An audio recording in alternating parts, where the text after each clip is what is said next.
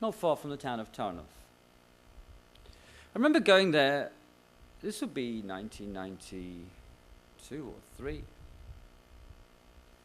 Maybe it was with you, Nikki. I don't remember.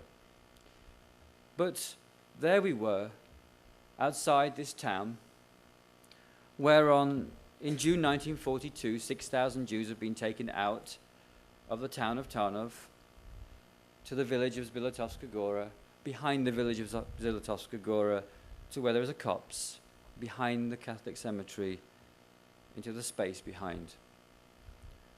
And there that day, they were shot by the Nazis. Today, if you look there, there's a grave, what was a mass grave, and on the plaque, there it reads, in Yiddish and Hebrew and Polish, in memory of our 800 children murdered here, June 42. And I stood there and looked at this anonymous grave where these children had no names. And to my surprise, beside it was another memorial, a very fitting and appropriate memorial, to the 96 Polish political prisoners that were taken into the same forest on the same day, and they were shot by the same guns into the same mass graves because they had tried to oppose the Nazis for some reason or other. But there was a distinction between the two memorials that struck me. The 96 Polish political prisoners all had people that survived them. And those people knew their names, and so their names were inscribed on the memorial. And next to them was the anonymity of death, the death of genocide, in which not only is it about the murder of the individual, but the erasure of the individual and the community altogether. They had no names. And because they had no name, they had no past, no present or future. They never existed, which is precisely what the Nazis had intended.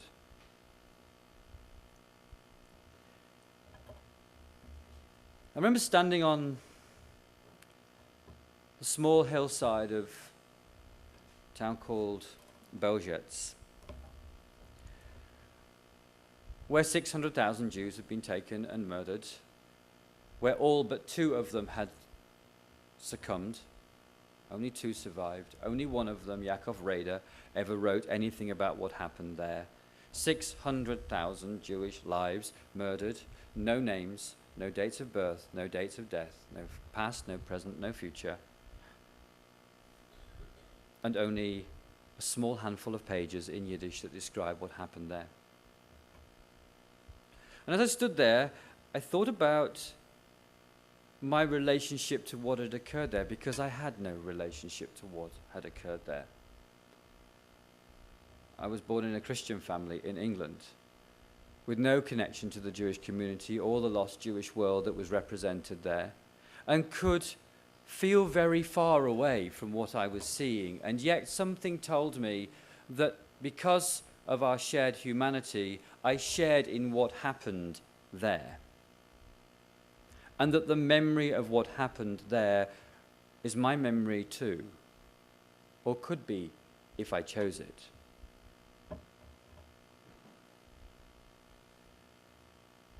"600,000 Jews without a trace." Today, Yad Vashem has done absolutely amazing work over 50 years, and particularly over the last 10 years, to retrieve, to reclaim the names out of nothingness, out of oblivion, and to bring them back to life, if one can say that, in the Hall of Names at Yad Vashem. There were 2 million names, and now there are 4.2 million names, and please God, if we keep collecting more, we'll have a name in perpetuity. But as I stood there that day on this snow-covered hill, where there wasn't at that time the very beautiful and meaningful memorial there is today, the question was, whose history is this? Whose past is this? And whose future is it too? One final story about those journeys. May 1943. It was a beautiful day in May, and the Gutter family were making their way from the station in Lublin to an unknown destination.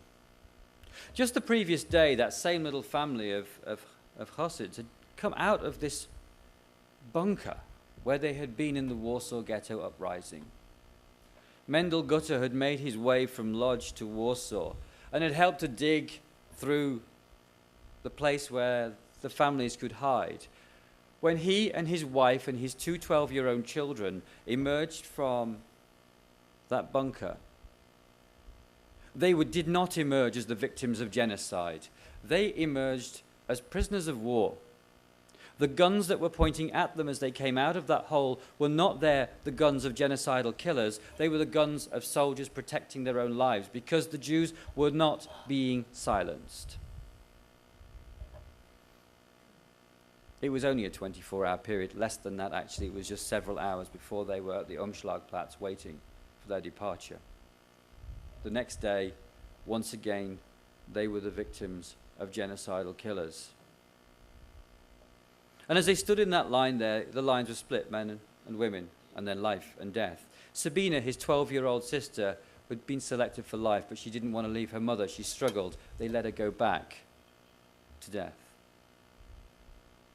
Pinchas watched as his sister disappeared around the corner of the low brick building there at Majdanek. She had a long golden plait, which should have been cut off long ago, but she refused to let it be cut off, so in the ghetto her mother combed it and combed it and combed it and combed it. So the day she was selected, she still had her long golden plait.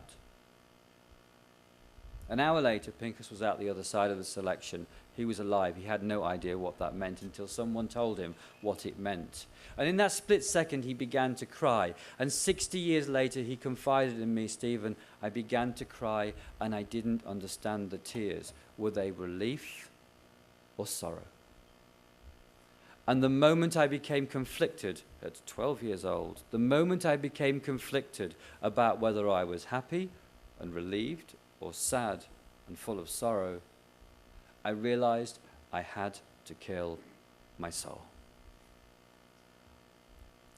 And so, not only that day did my mother, my father, and my sister, were they murdered, that was the day I died.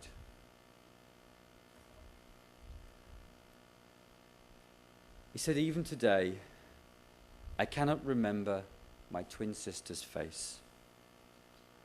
I want you to help me find my sister.